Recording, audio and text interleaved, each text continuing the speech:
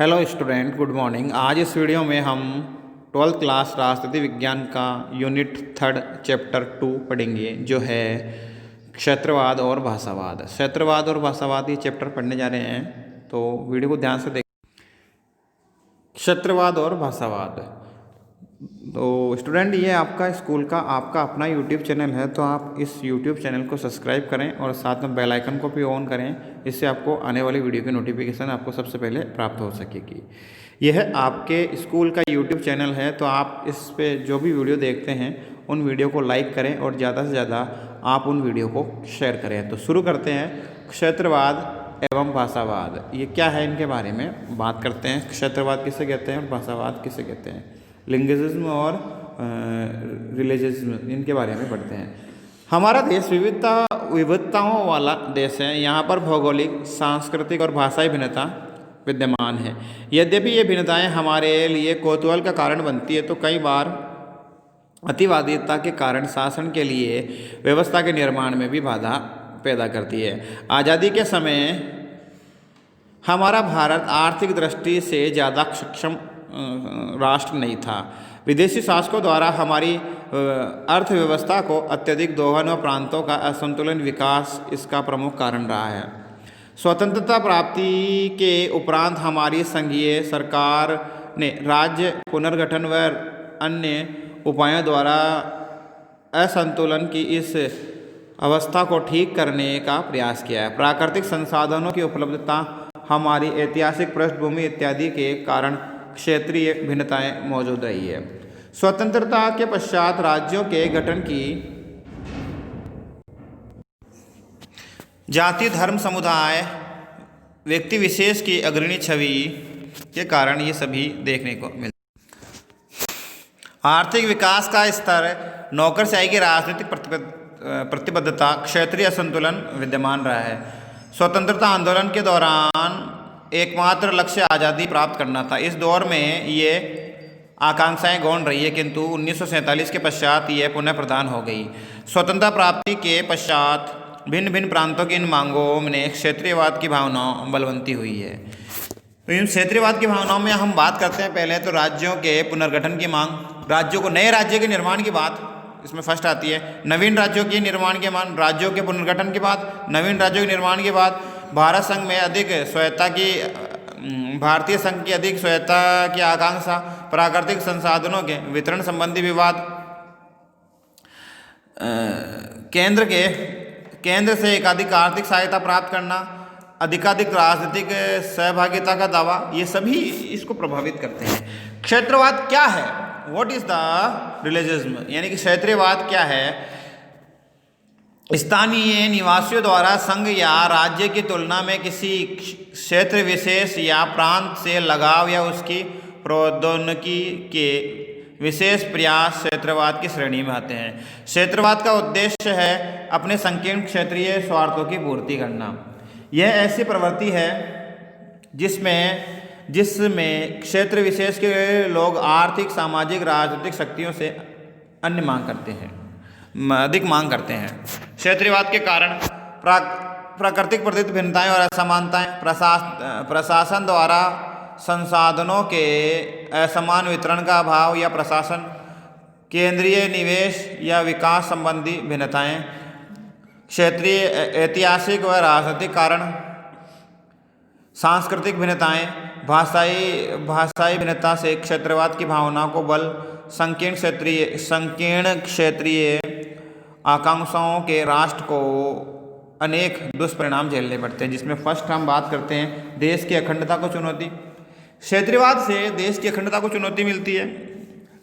क्षेत्रीय आकांक्षाओं के बलवंती होने की प्रक्रिया में राष्ट्र की एकता व अखंडता को गौण कर दिया गया। यहाँ तक कि इसके उग्र स्वरूप में तो कई बार पृथकता का भाव भी पनपने लगता है, जो राष्ट्रीय अस्मिता को चुनौती दे डालता है।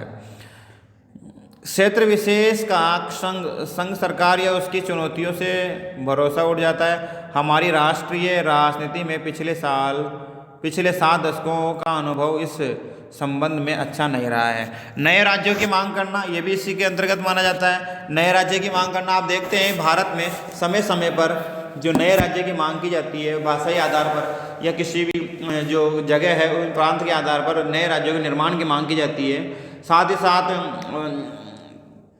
क्षेत्रीय राजनीति एवं राजनीतिक दलों का प्राबल्य यानी कि जो क्षेत्रीय दल होते हैं उनका भी क्या है क्षेत्रीयवाद की भावनाओं में महत्वपूर्ण योगदान होता है। भूमिपुत्र की अवधारणा का भी इस प्रकार से समझते हैं कि जैसे जिस व्यक्ति का जहाँ जन्म हुआ है वो उस धरती का भूमिपुत्र कहा जाता है। यानी कि हम जैसे मान लीजिए हम राजस्थान के तो राजस्थान के हम भूमिपुत्र हैं, यानी कि हमारा राज्य क्या है, हम हमारे राज्य को बढ़ावा देंगे। यानी कि हमारा राज्य हमारा स्टेट हमारे लिए सब कुछ होगा, हमारा मतलब इसको हम स्वायत्ता ज़्यादा देंगे। इससे किसी भी राज्य या जो जिस जगह का रहने वाला है उस जगह को भूमिपुत्र की अवधारणा कहा जाता है। हालांकि ये भूमिपुत्र जो है ये क्षेत्रीयवाद को बढ़ावा देती है, इस बात को भी ध्यान रखना। स्वयंभू नेताओं का उदय, स्वयंभू यानी कि जो अपने आप को सर्वा मानने वाले नेताओं का उदय भी इस बात को बढ़ावा देता है। राष्ट्रीय कानूनों व आदेशों की चुनौती, राष्ट्रीय जो कानून बनते हैं जो आदेश होते हैं उनको चुनौती देने के कारण भी क्या है क्षेत्रीयवाद को बढ़ावा मिलता है। अराजकता की स्थिति का पनपना ये सभी इसी के अंतर्गत माने जाते हैं। अंतर्राष्ट्रीय राजनीति में देश की साख खराब होना, इस प्रकार जब छोटे छोटे बातों पर देश में आंतरिक स्थिति खराब होती है किसी देश की तो इसमें अंतर्राष्ट्रीय स्तर पर जो देश है उसकी साख खराब होती है। आंतरिक क्षेत्रीय समस्याओं का हमारी अंतर्राष्ट्रीय छवि को खराब करता है, कभी कभी मानवाधिकार के नाम पर तो कभी लोकतांत्रिक मूल्यों के अनुसरण के नाम पर अन्य राष्ट्र हमारी क्षेत्रवाद के आधार पर उठ रही मांगों की आड़ में अंतर्राष्ट्रीय मंचों पर हमारी आलोचना होती है। अंतर्राष्ट्रीय मंचों पर भारत की आलोचना होती है। अगर भारत में अगर समय समय आप देखते हैं हमारे देश की बात कर लेते हैं भारत की, अगर भारत में अगर छोटी छोटी बातों पर अगर नए राज्यों की मांग होने लगेगी, अगर राज्य आपस में लड़ने लगेंगे, केंद्र राज्यों के बीच में संबंध खराब होने लगेंगे, तो ऐसे में भारत की जो क्या है अंतर्राष्ट्रीय स्तर पर छवि खराब होगी, साख खराब होगी। तो ये सारी बातें जो क्षेत्रीयवाद को बढ़ावा देती है आपने सब जाना ही है। तो अब बात करते हैं क्षेत्रीयवाद की समस्या का समाधान क्या है। ये समस्या तो हो गई, अब समाधान क्या है, कैसे समाधान किया जाएगा क्षेत्रीयवाद का, क्या इसी तरीके से क्षेत्रीयवाद को बढ़ावा दिया जाना चाहिए। क्षेत्रीयवाद है क्या, क्षेत्रीयवाद की समस्या को का समाधान, समस्या का समाधान का उपाय उसके कारणों में निहित होता है। क्षेत्रीयवाद पनपने के कारण को समाप्त करने से ही इस समस्या से छुटकारा पाया जा सकता है। कुछ उपाय इनसे हम क्षेत्रीयवाद की समस्या पर राहत पा सकते हैं, जैसे राष्ट्रीय संतुलन निर्माण की नीति। केंद्र सरकार द्वारा यह दायित्व बनता है कि वह सभी क्षेत्रों को सभी राज्य जो है उनको समान विकास की नीति से देखें, उनका सभी सर्वांगीण विकास करें उन राज्यों का, तो क्षेत्रीयवाद का जो भावना है वो बढ़ेगी नहीं। केंद्र सरकार का दायित्व है कि वह सभी क्षेत्रीय दलों सभी राज्यों का समान रूप से उनका विकास करें, उनके लिए नीतियाँ बनाएं, संतुलित विकास की नीति उनके लिए बनाएं। छोटे एवं संसाधनों की दृष्टि से अपेक्षाकृत कमजोर वह क्षेत्रों के विकास को समान प्राथमिकता दें। धीरे धीरे वहाँ के निवासियों में विश्वास पैदा हो जाएगा और वह क्षेत्रीयवाद का जो उग्र विचार है उनके मन से समाप्त हो जाएगा। यानी कि केंद्र सरकार जो है उसका दायित्व ये है कि वो राज्यों के बीच में असमानता की खाई है उनको दूर करे, क्षेत्रीयवाद की भावनाओं पनपना न दें लोगों को, उनके लिए सर्वांगीण या उनके लिए कैसा नीतिपूर्ण संतुलित विकास की नीति उनके लिए अपनाएं। राज्य में स्थायी आधारभूत ढांचागत विकास, क्षेत्रीय भिन्नताओं में कमी लाने के लिए पिछड़े व अविकसित क्षेत्रों में सिंचाई, बिजली, यातायात व संचार के आधारभूत साधनों के विकास को प्राथमिकता देनी होगी, जिससे दूरगामी विकासात्मक परिणाम सामने आएंगे। यानी कि केंद्र सरकार सभी राज्यों के लिए बिजली, पानी, स्वास्थ्य इन सभी की व्यवस्था सभी राज्यों के लिए समान रूप से कराए, तो कोई भी राज्य भारत से जो क्षेत्रीयवाद की भावना जो इस प्रकार है वो नहीं पनप सकती। विकास के विशेष कार्यक्रमों का परियोजना के रूप में प्रारंभ किया जाना, ये प्रक्रिया सरकार ने प्रारंभ कर दी है। सूखा संभाव्य क्षेत्र जैसे DPAP यानी कि मरु विकास कार्यक्रम DDP, पहाड़ी क्षेत्र विकास कार्यक्रम AADP, जनजातीय क्षेत्र विकास कार्यक्रम TADP, विशेष राज्य का दर्जा दिया जाना आदि क्षेत्रीय असंतुलन को कम किया जा सकता है। विशेष राज्य का दर्जा भारत में आपको पता है भारत में 11 राज्य ऐसे हैं जिनको विशेष राज्य का दर्जा दिया गया है। भारत के 11 राज्य ऐसे हैं जिनको स्पेशल राज्य का दर्जा प्राप्त है, जिसमें से आप जो 7 राज्य आप उनको मान लीजिए 7 राज्य 7 सिस्टर हो गए, 4 राज्य जो और हैं वो आप आगे इस वीडियो में देखेंगे, इस चैप्टर में पढ़ेंगे। ये सभी 7 राज्य क्या हैं, ये जो है विशेष राज्य का इनको दर्जा प्राप्त है। बिहार को भी विशेष राज्य का दर्जा मिलने वाला है। हमने भी मांग की, हमने मतलब राजस्थान ने मांग की है। राजस्थान जो स्टेट है हमारा राजस्थान, वो भी क्या है विशेष राज्यों की श्रेणी में आने के लिए उन्होंने हमारे जो राजस्थान के मुख्यमंत्री कई सालों से, कई वर्षों से हमारे राज्य को विशेष राज्य का दर्जा प्राप्त दिलाने के लिए प्रयासरत है। प्रशासनिक दृष्टि से छोटे राज्यों का गठन। छोटे छोटे राज्यों से प्रांतीय सरकारों द्वारा स्थानीय क्षेत्र विकास कार्यक्रम सफलतापूर्वक चलाए जा सकते हैं। केंद्रीय करों के वितरण में ही हिस्सेदारी बढ़ती है। सांस्कृतिक भिन्नताओं का एकीकरण की ताकत बनना। दूरदर्शन, रेडियो, समाचार पत्रों व अन्य संप्रेषण माध्यमों द्वारा भिन्नता को ही ताकत के रूप में उभारने की हमारी पहल है। संस्कृतियों की पहचान और प्रतिष्ठा देना व एक दूसरे के साथ सहचर्य भाव से जोड़ना एकीकरण का माध्यम हो सकती है। भाषा विविधता का सम्मान। हमारा संविधान भी इसे मान्यता देकर विविधता को स्वीकार कर चुका है। हमें सभी प्रांतों को भाषाओं को परस्पर सम्मान देना होगा। अनुवाद का दायरा बढ़ाना होगा। विश्वविद्यालय पाठ्यक्रम में इसमें सुनिश्चित स्थान देना होगा। इससे क्या होगा, भाषावाद नहीं पनपेगा। ठीक है, अब बात करते हैं क्षेत्रवाद की। क्षेत्रवाद क्या है? क्षेत्रवाद, इसके बारे में पढ़ते हैं। भारतीय संविधान के अनुच्छेद 343 में स्पष्ट रूप से उल्लेख किया गया है कि भारत संघ की राजभाषा हिंदी होगी। अनुच्छेद 343 में इस बात का उल्लेख किया गया है कि भारत संघ की जो राजभाषा है वो क्या है, हिंदी होगी। हिंदी को आधिकारिक प्रयोग एवं क्षेत्रीय भाषाओं के रूप में इसको क्लियर किया गया है, यानी कि इसकी स्थिति और सुझाव देने के लिए राष्ट्रपति समय समय पर राष्ट्रीय भाषा आयोग का गठन करेगा।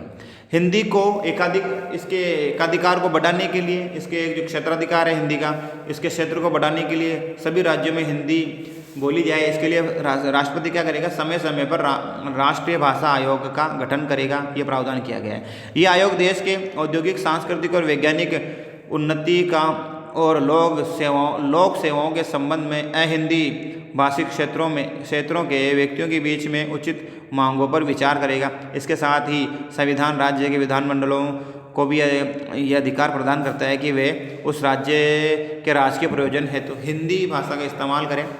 उस राज्य की क्षेत्रीय भाषा को भी वे स्वीकार कर सकता है। परस्पर सहमति से यह व्यवस्था 2 या 2 से अधिक राज्य इसमें विचार कर सकते हैं। इस प्रक्रिया में भाषाई अल्पसंख्यकों के अधिकारों की पूर्ण रक्षा का प्रावधान किया गया है। यानी कि हिंदी को बढ़ावा दिया जाएगा। इसका मतलब ये नहीं है कि हिंदी को बढ़ावा दिया जाएगा तो दूसरी जो भाषाएं हैं उनको समाप्त कर दिया जाएगा। यानी कि हमारा लक्ष्य, हमारा मतलब भारत सरकार का लक्ष्य ये है कि भारत में हिंदी का जो क्षेत्राधिकार है, हिंदी का जो दायरा है वो बढ़ाया जाए। राष्ट्रपति, ये हमारे संविधान में इस बात का उल्लेख किया गया है कि हिंदी भाषा जो है उसका दायरा बढ़ाया जाए। साथ ही साथ जो प्रांतीय भाषाएं हैं, जो क्षेत्रीय भाषाएं, जो अनुसूचित भाषाएं हैं, उनको भी बरकरार रखा जाए। यानी कि उनके अस्तित्व को समाप्त नहीं करेंगे। यानी कि सभी राज्यों का ये कर्तव्य है कि वो हिंदी को क्या है, अपनी आधिकारिक भाषा के रूप में प्रयोग में लें। और आप जानते हैं कि भारत में सभी राज्य, लगभग सभी राज्य क्या हैं, हिंदी को अपनी आधिकारिक भाषा के रूप में स्वीकार कर चुके हैं। लगभग सभी। आप कहीं भी भारत के किसी भी राज्य में जाते हैं तो वहाँ पर आप जैसे रेलवे स्टेशन पे जाते हैं तो रेलवे स्टेशन पे आप जो भी फॉर्म भरते हैं रिजर्वेशन के लिए, तो वो फॉर्म हिंदी में आपको मिलेगा। साथ ही साथ उसकी जो क्षेत्रीय भाषा है उसमें भी आपको वो देखने को मिलेगी। हिंदी, इंग्लिश और तीनों लैंग्वेज में आपको वो देखने को मिलेगा। इसका आशय ये है कि भारत के सभी राज्यों में हिंदी भाषा को लगभग स्वीकार कर लिया गया है। हिंदी को शहर स्वीकार किया गया है। पृष्ठभूमि, बैकग्राउंड क्या है? हिंदी का बैकग्राउंड क्या है? संविधान में इन्हीं व्यवस्थाओं को क्रियान्वयन हेतु 1955 में पहला राजभाषा आयोग प्रोफेसर बेजी खेर की अध्यक्षता में गठित किया गया। 1967 में राजभाषा संशोधन अधिनियम द्वारा त्रिभाषी फॉर्मूला लागू करने का प्रावधान किया गया। इसके अंतर्गत सरकारी सेवाओं में पत्राचार के साथ साथ प्रतियोगिता परीक्षा हिंदी, अंग्रेजी व अन्य प्रादेशिक भाषाओं में ली जाएगी। हिंदी का निरंतर विकास भी इसी प्रक्रिया का हिस्सा है। इन स्पष्ट प्रावधानों के होते हुए भी हमारे देश में हिंदी भाषा के विकास में निरंतर बाधाएं आ रही है। तो ये सारी बातें हैं। भाषा के आधार पर नए राज्यों का निर्माण भी भाषावाद के संकीर्णताएं निहित है। किसी क्षेत्रीय भाषा के विकास हो उसमें नागरिकों को कोई आपत्ति नहीं हो सकती, किंतु क्षेत्रीय विकास में हिंदी में बाधक मानना है। यानी कि किसी देश की भाषा है, मान लीजिए कोई भी लैंग्वेज है, अगर उस लैंग्वेज के कारण उनकी दूसरी लैंग्वेज हमारे देश में क्या है, हमारे देश में जो राज्य है उनकी मांग ये है कि हमारी जो भाषा है वो हिंदी के कारण क्या है, खराब हो जाती है, इसलिए हम हिंदी को स्वीकार नहीं करेंगे। कुछ राज्य ऐसे अभी भी हैं जिन्होंने हिंदी भाषा को स्वीकार नहीं किया गया। उनका तर्क ये है कि हम हिंदी को स्वीकार करते हैं तो हमारी जो खुद की लैंग्वेज है ना वो समाप्त हो जाएगी, इसलिए हम हिंदी को एक्सेप्ट नहीं करते हैं, हिंदी को हम नहीं बोलेंगे। इसलिए हमारे राज्यों को क्या विशेष राज्य दो भाषा के आधार पर। अभी हाल ही में आपने 2 जून 2014 को तेलंगाना जो स्टेट बना है वो भाषा के आधार पर बनने वाला भारत का नया राज्य है। भाषा के आधार पर बनने वाला नया राज्य है, यानी कि तेलुगु बोलने वाले इसमें तेलंगाना में आ गए और तमिल बोलने वाले तमिलनाडु चले गए। तो ये भाषा के आधार पर उन्होंने हिंदी को स्वीकार नहीं किया। हिंदी को स्वीकार करते तो भारत में नए राज्य बनते ही नहीं, उन्होंने हिंदी को स्वीकार नहीं किया गया। पारिवारिक और क्षेत्रीय भाषाएं भी कभी कभी राष्ट्रीय भाषा का दर्जा नहीं ले सकती। पारिवारिक भाषाएं क्षेत्रीय भाषा कभी भी किसी देश का राष्ट्रीय भाषा नहीं बन सकती, न ही उन्हें देश की राजभाषा में कोई चुनौती महसूस होती है। भाषाई भिन्नताएं आज हमारा एक स्वाभाविक लक्षण है जिसे सहज रूप से स्वीकार करना चाहिए। भाषाई आधार पर आंदोलन कुछ स्वयंभू नेताओं का अस्तित्व अनुसरण करने का आयाम है। आम नागरिकों को ये समझना आवश्यक है कि शासन का ये भी दायित्व है कि वे संसाधन रोजगारों के अवसरों में वितरण में भेदभाव न करें। तो ये सारी बातें थी।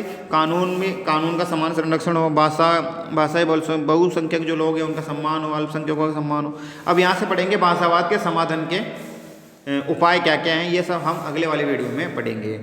तो ये सब लगभग अपना चैप्टर एक ही वीडियो में हो चुका है, तो ये सब आप देख सकते हैं। भाषा के जो समाधान है वो क्या क्या हो सकते हैं, इसी में देख लेते हैं अपन। परस्पर समझाइश करना, बहुसंख्यक हिंदी भाषाओं का दायित्व समझना, हिंदी भाषाओं को समझाने का प्रयास करना, हिंदी का प्रचार प्रसार सुनियोजित तरीके से सभी को विश्वास में लेकर किया जाए। हिंदी का प्रचार प्रसार इस प्रकार से किया जाए कि सभी लोगों को विश्वास में लेकर किया जाए। भाषा आदान प्रदान हेतु सांस्कृतिक व शैक्षणिक गतिविधियों का विस्तार किया जाए। पर्यटन को बढ़ावा देकर हिंदी की आवश्यकता और महत्ता को स्वीकार किया जाए। त्रिभाषा फॉर्मूला व्यवस्थित रूप से केंद्र और राज्यों की सरकार के बीच में सुचारू रूप से लागू किया जाए। प्रादेशिक भाषाएं भी हिंदी के प्रसार के लिए सहायक हो, इसी दिशा में उनका कदम विस्तार से किया जाए। ये सारी बातें आप इनको पढ़ सकते हैं। तो ठीक है, आज के लिए हमने इस वीडियो में ये सारी बातें इसमें हमने पढ़ी थी। तो आज के लिए इतना ही। आज हमने इस वीडियो में भाषावाद और क्षेत्रवाद को समझने का प्रयास किया। अगले वाले वीडियो में हम 3rd चैप्टर शुरू करेंगे। तो आज के लिए इतना ही, मिलते हैं नई वीडियो में। थैंक्स फॉर वॉचिंग, धन्यवाद।